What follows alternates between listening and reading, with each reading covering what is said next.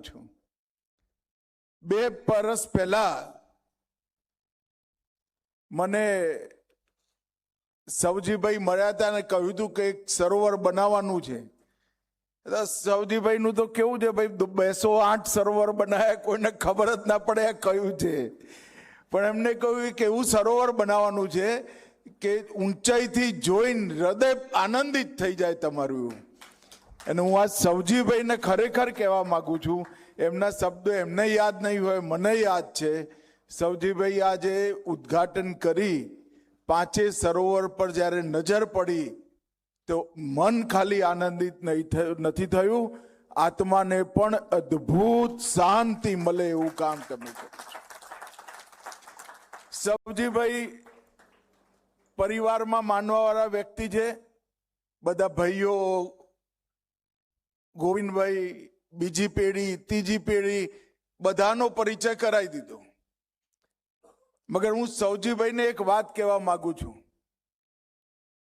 સવજીભાઈ મત્સ્ય પુરાણ જેને વાંચ્યું છે એને ખબર હશે કે કૂવો કોઈ કરાવે ગામમાં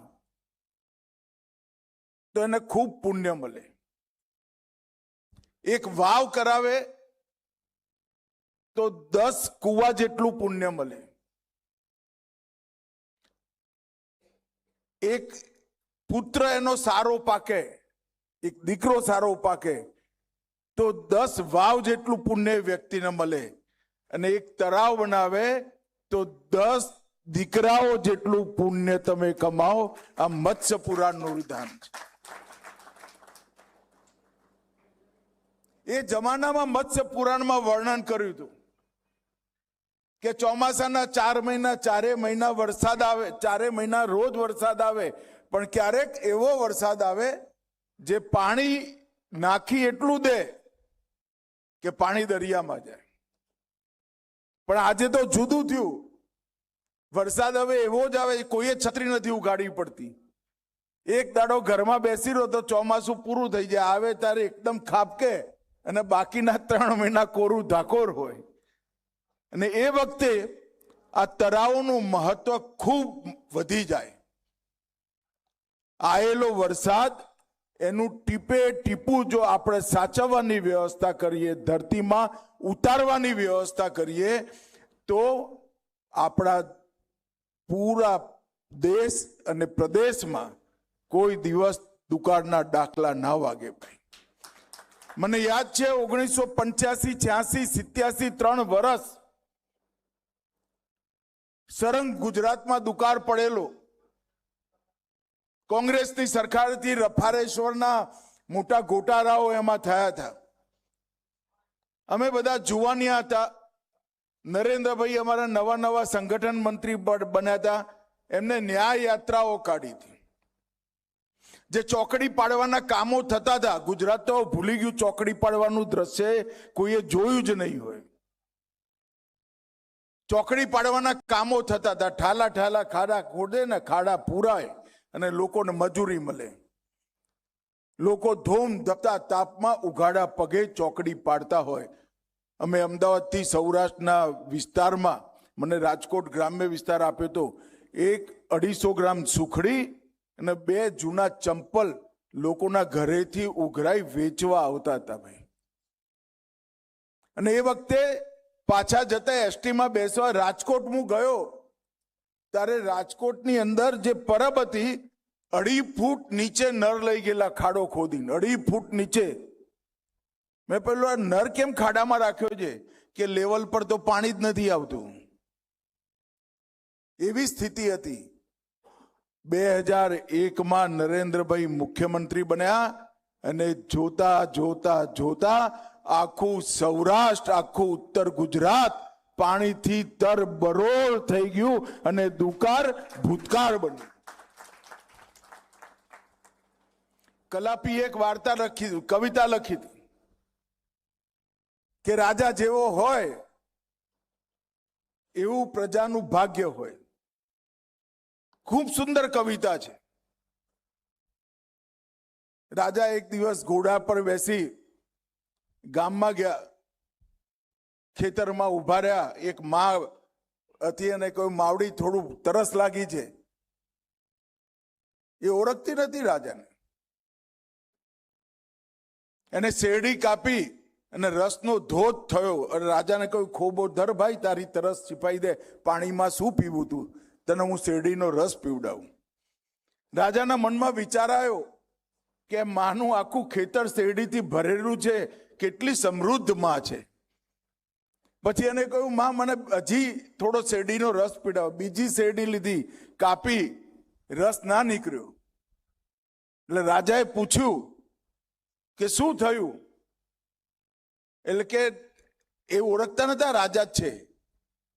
એને કાં તો ધરતી રસહીન થઈ ગઈ, કાં તો રાજાના મનમાં પાપ આવ્યું, એટલે આ શેરડીનો રસ મારો જતો રહ્યો.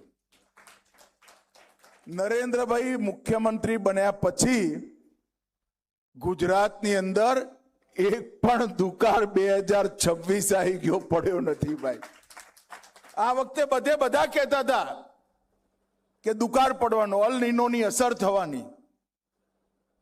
ક્યાંક કેટલાક છૂટપૂટ ગામોમાં વરસાદ ઓછો થયો, પણ પશુઓ લઈ વલસાડ બાજુ જવું પડે એવું નથી આવ્યું. આપણે તો એ દિવસોએ જોયા છે. નરેન્દ્રભાઈ મુખ્યમંત્રી બન્યા પછી મને બરોબર યાદ છે, હું પણ મંત્રી તો 2003માં એક જ વર્ષમાં 1.5 લાખ ચેક ડેમો બનાવવાનું કામ નરેન્દ્ર મોદીજી.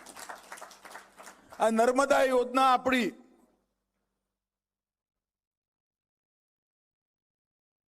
1964માં એનો ભૂમિપૂજનનો પથરો જવાહરલાલ નહેરુ મૂકી ગયા હતા. 64માં મારો જન્મ થયો. એના દરવાજા નરેન્દ્રભાઈ વડાપ્રધાન બન્યા ત્યારે ખોલવામાં આવ્યા અને નર્મદાનું પાણી આ તો સમગ્ર સૌરાષ્ટ્ર, કચ્છ, ખાવડા સુધી પહોંચાડે. પાણી વધતું હતું તો સૌની યોજના બનાવી અને વધારાનું પાણી સૌની યોજનાના માધ્યમથી સૌરાષ્ટ્રના ડેમો અને સૌરાષ્ટ્રની નદીઓમાં નાખવાનું કામ કર્યું. 10,000 સરોવર ઉત્તર ગુજરાત, મધ્ય ગુજરાતના નર્મદાથી ભરવાનું કામ કર્યું. અને સવજીભાઈ જેવા કેટલાય લોકોને પ્રેરણા આપી સેંકડો તળાવો બનાવવાનું કામ નરેન્દ્ર મોદીજીના નેતૃત્વમાં. વડાપ્રધાન બન્યા, જલ શક્તિ મંત્રાલય એની રચના નરેન્દ્ર મોદી સાહેબે કરી. જલ એ જીવન, અનેક સંતો કહેતા ડાયરા કર્યા, પણ સરકારે જલ શક્તિ મંત્રાલયની ક્યારેય સ્થાપના નથી કરી. નરેન્દ્ર મોદી સાહેબે જલ શક્તિ મંત્રાલયની સ્થાપના કરી અને દેશભરમાં જેટલા ડેમ હતા 1 રૂપિયો ખર્ચો કર્યા વગર ગાદ કાઢી સિંચાઈની ક્ષમતા 160% વધારવાનું કામ નરેન્દ્ર મોદીજીએ કર્યું. Drip irrigation system, sprinkler irrigation system, catch the rain અભિયાન, ટીપે ટીપું જમીનમાં પાછું જાય એની વ્યવસ્થા કરી. આજે હું આવતા સવજીભાઈને પૂછતો હતો કે ભાઈ આ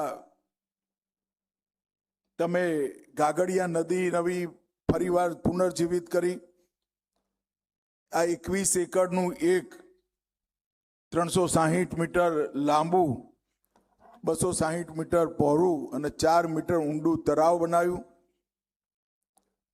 કરોડો ગેલન પાણી આની અંદર થવાનું. જિલ્લામાં શું અસર થઈ? ત્યારે એમને કહ્યું કે સાહેબ, અમારા પાણીના તર 500 ફૂટ ઉપર આવી ગયા અને આજે કૂવા જીવતા થઈ ગયા. બોરવેલ બનાવવો ના પડે એવા પ્રકારની વ્યવસ્થા કરી અને 208 સરોવર એક જીવનમાં બનાવવા એ બહુ મોટી વાત છે. છતાંય નમ્રતા જુઓ ભાઈ. સવજીભાઈ કહ્યું, મેં તો અરજી નથી કરી, મને પદ્મશ્રી આપી દીધો. સવજીભાઈ 208 સરોવરને જલ સંચય માટે આટલું કામ કર્યા પછી તમારે અરજી કરવી પડે તો અમારી સરકાર નકામી ગણાય. સરકારને જો ના દેખાય